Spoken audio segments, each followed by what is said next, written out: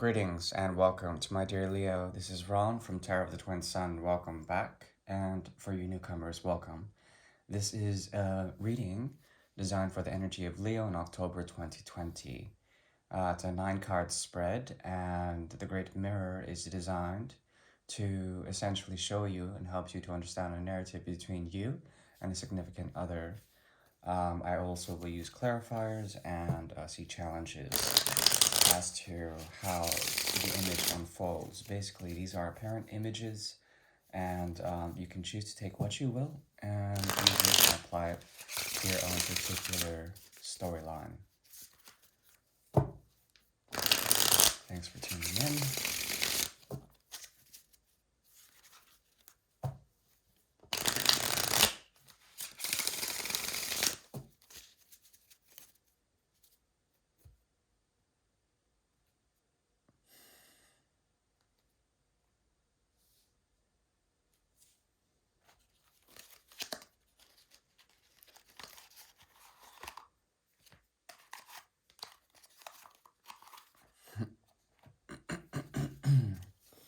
Also, I will be pulling an Oracle card, and this card is for the general theme, the general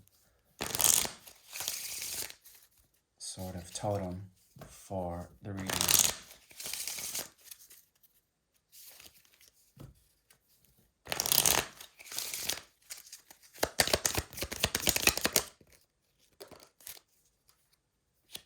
Okay, interesting.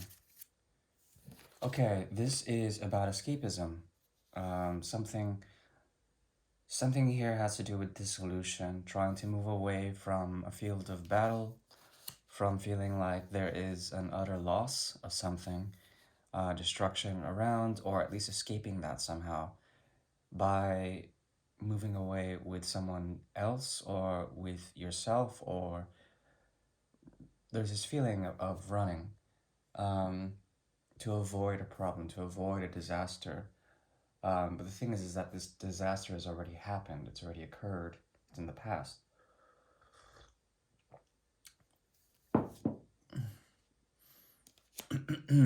Also, there is an avoidant aspect about emotional content. It could be that you're being an avoidant about running away from a problem that was like an impending doom or something like that. Running away with someone, or someone else is doing that with you in the imaginative realm. Running away, trying to avoid problems. Also avoid emotions. These emotions are quite deep and need to be expressed. Because of such, the heavens are not exactly to be seen in terms of this, what the heavens is going on here. So the theme is escapism. Please clear your mind and relax, and we'll go ahead and get started. The Great Mirror is opening up. 9 cards. There's that Tower. You're the first zodiac sign this month that has the Tower. Very interesting. No one else has had a Tower moment. Okay. Challenges right here.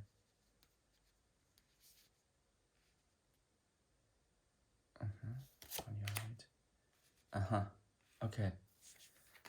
So we'll go ahead and get started now. So boundaries are really important right now. There's something about you and this person, this place or this thing, this object of your affection. A need to create or sustain boundaries will lead to a healthy sort of space for you to go ahead and grow and to understand from a distance how certain things within the situation have been difficult. Okay, this talks about moving away from something, setting boundaries up in order to understand from a distance or from objectivity, from the clarity of thought, essentially what's going on. Also clarity of the heart. You're trying to understand a bit more about that. Okay.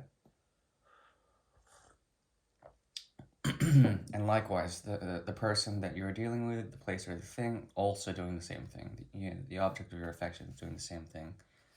Now, what's occurring here is an immediate sort of blurring. It's like there's too much of a montage or too much of collateral things clouding up the connection itself.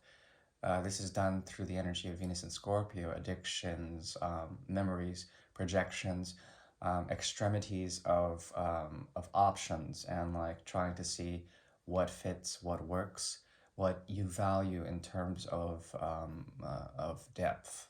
The thing is that it's too dense, it's too Plutonian or Neptunian. There's a difficulty in actually seeing in an objective, clear way what exactly is supposed to be seen. And that's the question, because as this occurs, there's just way too many variables, and perhaps the emotions are something that you want to avoid, uh,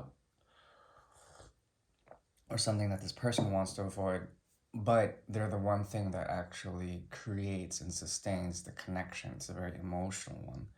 On your end, there is a strong need that you've already been through enough and that you do not need to go through anymore, and therefore there's like a preventative sort of wall for you in order so that they can't access you. Um, on their end, there is the idea of reception and trying to transmit some sort of retribution from the past. They do this in order to, yes, to find happiness. There's a very dark place that they're in that it's very difficult for them to retrieve themselves out of. That's what I'm seeing, but they're doing it so that they can reach happiness. There's a lot of inebriation or a lot of imbibing on their end, for their part. And you, I mean, the passion is still there, but it's very difficult, and like there's still a healing process on your end that needs to be fulfilled. Now, on the soul connection level, we have the energy of Gemini and Scorpio. We also have the Two of Pentacles. Some great karma is here that has to do with major shifts, major changes. The lesson of all of this in terms of a connection is that you have a pull on this person. As you can see, the sun is here and the sun is here, right here. And the sun causes for the tower, which can be an ego structure, a way of being, a way of defining oneself on a sociological level in relation to others, going through some sort of decapitation of power. So sovereignty is lost, but it's like what is lost is more the pretense of certain things. That's one thing about the energy of Leo, is that if you're meeting someone who's very much like a mirror, they will provide for you the strength by taking you down a notch, and then you can lead by exemplar what you have gained from it. But because of this, there is an element of pride that is slighted on your end. And I mean no offense to that, but it means that there is a transformation here that occurs that has to do with, through this experience, excuse me, the loss of something within. And because of such, the falling out sometimes of situations around, but these people are they're catalysts for significant change, especially if they have this energy, which is more like twin energy. It's very, very close, very familial in a way. The father is here, and the father is teaching a lesson about the unnecessary need for false structures of power or false structures of pretense. Pardon.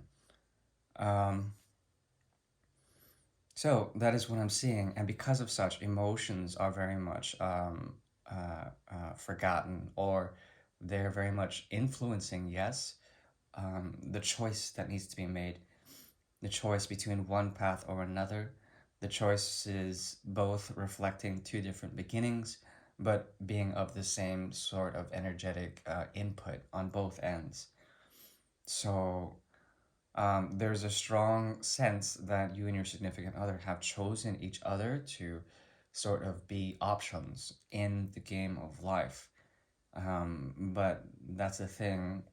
Once you try to make a choice, it's kind of difficult to totally see which one is better. There's a balancing act occurring, and there's a need to come to fruition with some sort of expectation from each choice. The irony is that both of the choices, to be or not to be, are essentially of the same um, um, the same polarization, the same sort of tipping scale, the same sort of system. Okay, and the system is designed to teach you a lesson that any choice you make, and you probably won't make one, is that there's like there's a similar sort of result. Okay, it's very This is very karma based, very strong. So I'm seeing on the collective soul level a great deal of karma in which this person is teaching you a lesson. That's basically it. Now, the lesson can be good or bad, but it has to do with the surrender of structures of ego that are not serving you. Okay.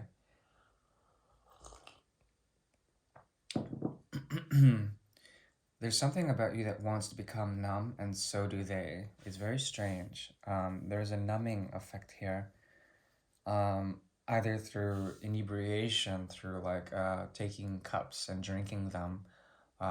This is a metaphor, of course, could also be literal, versus like totally embracing the pain, but then also being strong and resilient towards the pain that exists in this connection. There's something about you that feels like the ending is there. I mean, they want, both of you want to end it for some reason. And there's a mirroring that is here between the energy of the Hierophant, which is the high priest, which is Taurus energy, and the king of Pentacles, which is also Taurus energy.